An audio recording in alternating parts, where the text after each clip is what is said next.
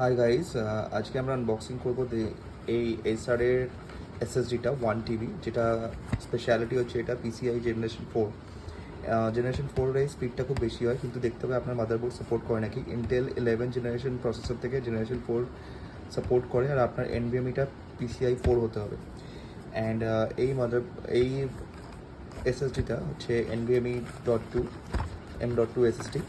আমরা quickly unboxing করবো। এটা আমি ছিঁড়ে রেখেছিলাম। এর ভেতরে কী পাওয়া যায় আর দেখতে কেমন। এটা হচ্ছে এসারের 1 TB SSD। ওকে, সো এটা আমরা তাড়াতাড়ি পার করবো বক্স থেকে। গাইস, সো ইয়েস, দেখতে এটা খুবই সুন্দর। এরকম একটা এসএসডি, এর মধ্যে কুইক স্টার্ট গাইড আছে, পুরো green.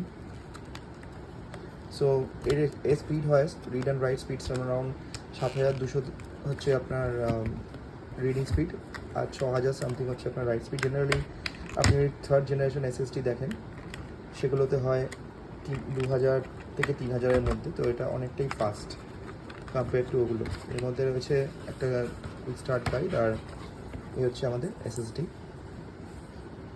M.2 NVMe SSD।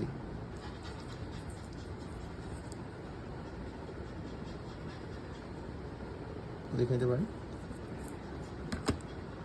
So guys, এই ছিল আজকে আনবক্সিং। তো আপনারা যারা SSD সাপোর্ট করেন, ডেফিনেটলি কেনার সময় দেখে নেবেন যাতে আপনারা 4th জেনারেশন SSD কিনতে পারেন। সেটা সব থেকে আলটিমেট স্পিড পাবেন, মানে 2000 থেকে একটা জাম্প হবে 7000 অবধি।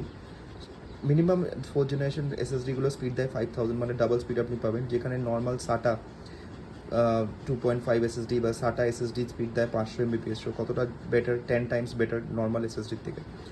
সো ডেফিনেটলি গাইস, এটা জেনে যাওয়া উচিত। Thank you guys. ভিডিওটা ভালো লাগলে সাবস্ক্রাইব করবেন। ভালো থাকবেন।